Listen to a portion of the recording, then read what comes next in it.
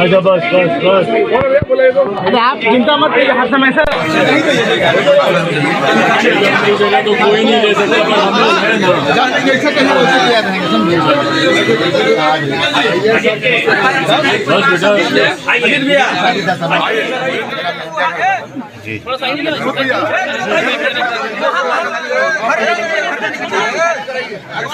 जरूर करने का सर।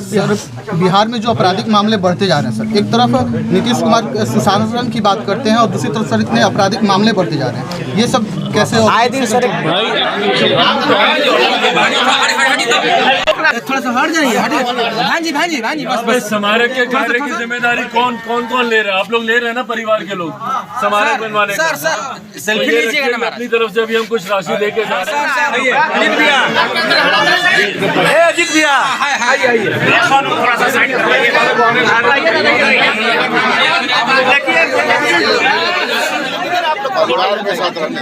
हाँ जी, ऐसा हो जाए ना, थोड़ा साइड चिराग साहब थोड़ा सा।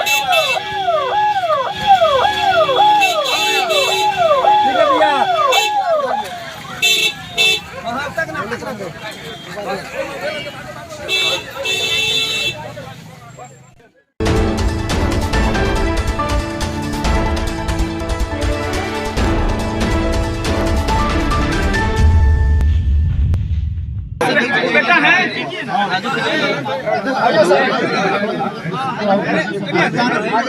कहाँ जाएंगे?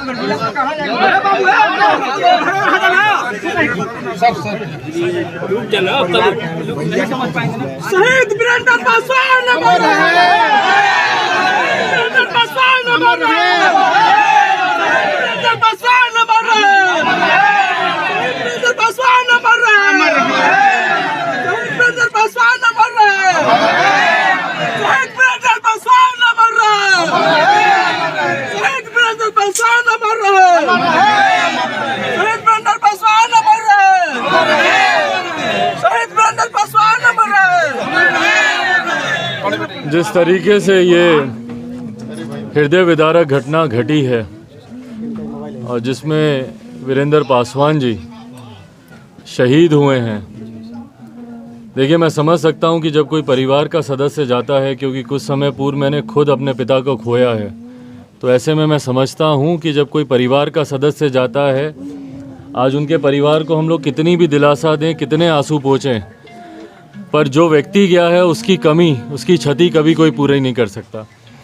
और ना सिर्फ परिवार के लिए बल्कि अपने समाज के लिए और अपने प्रदेश के लिए जिस तरीके से वीरेंद्र पासवान जी, आज जब मैं उनके गांव आया हूं, उनकी गौरव गाथाएं जिस तरीके से मैंने यहां पर सुनी हैं और जितने हिम्मत के साथ वो, और यही कारण भी था जिस हिम्मत के साथ वो अपराधियों से मुकाबला करने गए और वहां पर वो उनके अपराधियों का वो शिकार हुए, ये अपने में दर्शाता है कि उनमें हिम्मत की तो कोई कमी नहीं थी। मजबूती से डटकर हर ऐसी विपरीत परिस्थितियों का सामना करना, समाज में, प्रदेश में कायदा कानून बरकरार रहे, यहाँ पर अपराधियों का मनोबल टूटे, उसके लिए दिन रात जिस तरीके से वो प्रयासरत रहते थे, पर अंत में दुर्भाग्य की बात है कि जिस तरीके से वो काल के गाल में समा गए और जिस तरीके से अपराधियों ने उनके ऊपर हमला कर उनकी दुखद मृत्यु की। आज जब मैं यहाँ शहीद वीरेंद्र पासवान जी के परिवार से जब मिलने आया हूँ, सबसे पहले तो मैं कामना करता हूँ कि भगवान उनकी आत्मा को शांति दे, परिवार को कम से कम इस दुख की घड़ी में हिम्मत दे।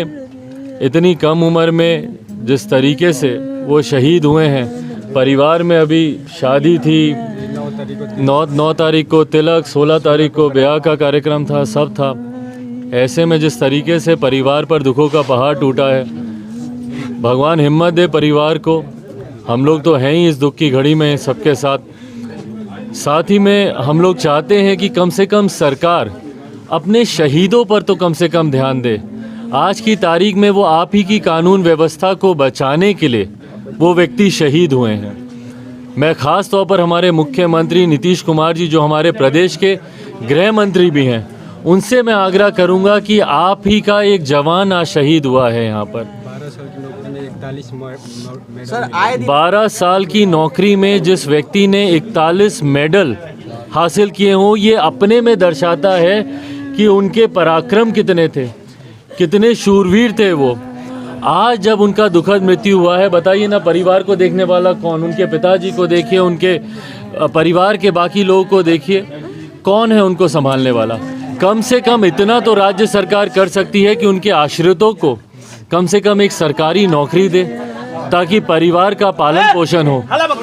कम से कम मुआवजा तत्काल प्रभाव से परिवार को मुआवजा दिया जाए, 25 लाख रुपए का मुआवजा कम से कम परिवार को मिले ताकि परिवार में जो शादी ब्याह के जो कार्यक्रम है, आने वाले समय में बच्चों का पालन पोषण कम से कम तत्काल प्रभाव से जो व्यक्ति गया उसकी भरपाई तो कभी कोई नहीं कर सकता, पर जो आर्थिक संकट परिवार के ऊपर आया है कम से कम उसको किसी तरीके से कुछ हम लोग कम करने का हम लोग प्रयास कर सकते हैं। ऐसे में हम लोग मांग करते हैं, आ जाओ बेटा यहाँ पे आ जाओ। ऐसे में हम लोग मांग करते हैं कि कम से कम तुरंत मुआवजा 25 लाख रुपए का दिया जाए और आश्रितों में से किसी एक को सरकारी नौकरी दी जाए। हम लोग चाहते हैं कि उनका एक स्मारक बने, उनका एक द्वार उनके नाम से बने। और देखिए ज़रूरी है, आने वाली पीढ़ी जब तक हम लोग के महापुरुषों के बारे में, शहीदों के बारे में पढ़ेगी नहीं, देखेगी नहीं, जानेगी नहीं, तो समझेगी कैसे कि हमारे पूर्वजों ने हमारे देश, हमारे समाज के लिए क्या क्या बलिदान दिया। तो जब ये स्मारक बनेगा उनके लिए, उनके नाम का द्वार बनेगा, आने वाली पीढ़ी देखेगी, समझेगी कि भैया उन्होंने हमारे देश के लिए, हमारे प्रदेश के लिए, हमारे समाज के लिए उन्होंने क्या क्या कार्य किए। अपनी तरफ से, अपनी पार्टी की तरफ से भी मैं एक राशि 51,000 रुपये की एक राशि, और बाकी मैं अपने तमाम पार्टी के जितने साथी हैं, जिला स्तर के हों, प्रदेश स्तर के हों, उन सब से भी मैं आग्रह करूंगा कि कम ज़्यादा जितना हो सके चंदा इकट्ठा कर कर उनके नाम का एक भव्य स्मारक। और मैंने यहाँ पे परिवार के लोगों से आग्रह किया है कि मैं अपनी तरफ से जो राशि दे रहा हूँ तत्काल प्रभाव से कम आप लोग काम उसका शुरू करवाएं। वो काम रुकेगा नहीं, इस बात को हम लोग ज़रूर सुनिश्चित करवाएंगे। पार्टी के तमाम साथियों से भी आग्रह करूंगा कि कम ज़्यादा जिससे जो बने वो राशि अपनी तरफ से इस नेक कार्य के लिए अपना योगदान सब लोग दें। पर साथ ही में मैं राज्य सरकार से भी आग्रह करूंगा कि इस तरीके से आप लोग, मुख्यमंत्री इस तरीके से मुंह नहीं फेर सकते हैं। भले कोई किसी जाति का हो, किसी समुदाय से आए, पर वो आज आपके कानून की रक्षा के लिए अपराधियों से लड़ते हुए वो व्यक्ति शहीद हुआ है। ऐसे में राज्य सरकार की, और दुख की बात यह है भैया कि अभी तक यहाँ पे जो स्थानीय डीएम हैं, एसपी हैं, आना तो चाहिए कम से कम। स्थानीय डीएम एसपी, भाई आप ही क्या, 7 काम करने वाला एक व्यक्ति शहीद हुआ है।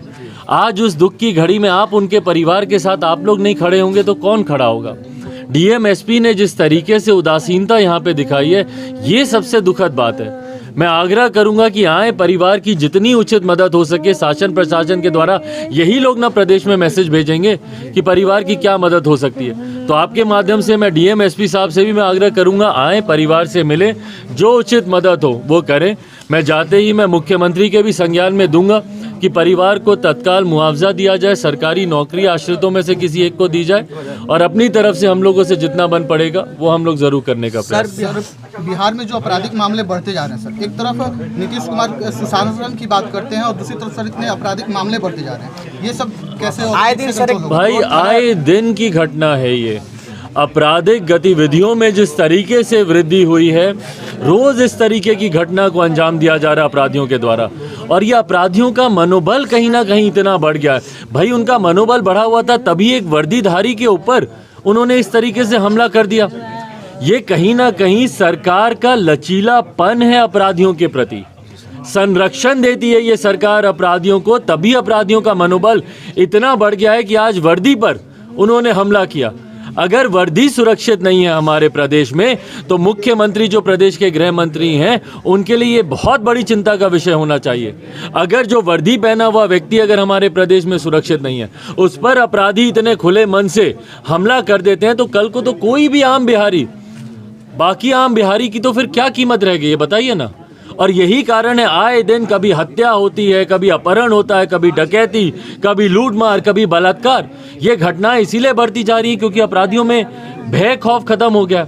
तो मुख्यमंत्री नीतीश कुमार जी को गंभीरता से इस बात को समझना चाहिए। और अगर ये अपराधियों का मनोबल इसी तरीके से बढ़ाते रहे, आज डीएम एसपी का नहीं आना, मुख्यमंत्री नीतीश कुमार जी का नहीं आना, भाई आपके लिए काम करता था वो व्यक्ति, आपके प्रदेश के लिए काम करता था, प्रदेश की सुरक्षा के लिए उसने जान दी। मुख्यमंत्री जो प्रदेश के गृह मंत्री हैं, उनका यहाँ पे आना बनता था। क्यों नहीं आए यहाँ पे गृह मंत्री? क्यों नहीं यहाँ पर आके उन्हें परिवार वालों को उन्होंने हिम्मत बांधी? यहाँ पर आकर सिर्फ वो परिवार को हिम्मत नहीं बांधते, बल्कि उन अपराधियों का भी मनोबल तोड़ते। और ये अपराधी आगे से इस तरीके की घटना को अंजाम देने से पहले सोचते। पर मुख्यमंत्री का नहीं आना उनका लचीलापन दर्शाता है अपराधियों के प्रति, और कहीं ना कहीं शासन प्रशासन का संरक्षण दिखता है अपराधियों के प्रति। सर, आए दिन अधिकारियों पर हमला हो रहा है, क्योंकि रोहतास जिला में एक हफ्ता पहले ही एक थाना प्रभारी पर शराब माफियाओं द्वारा और एक बालू माफियाओं द्वारा हमला किया गया था। हमने उनकी बहुत भाई यही इसी बात की चिंता है कि अपराधियों का मनोबल बढ़ता जा रहा है। और अगर गृह मंत्री, राज्य सरकार ने अगर गंभीरता से इस विषय को नहीं लिया तो वो दिन दूर नहीं जब पूरा प्रदेश अपराधियों का गढ़ बन के रह जाएगा। आए दिन जिस तरीके से घटनाएं यहाँ पर घट रही हैं, इसके लिए जिम्मेदारी और जवाबदेही तय करने की जरूरत है। कड़ी कार्रवाई होनी चाहिए। जितने लोगों ने हमारे शहीद वीरेंद्र पासवान जी के ऊपर हमला किया, उन सबको गिरफ्तार कर कड़ी से कड़ी सजा उन लोगों को मिलनी चाहिए, ताकि भविष्य में कोई व्यक्ति इस तरीके की आपराधिक घटना को अंजाम देते हुए सोचे, उसके हाथ कांपे। चलिए भाई।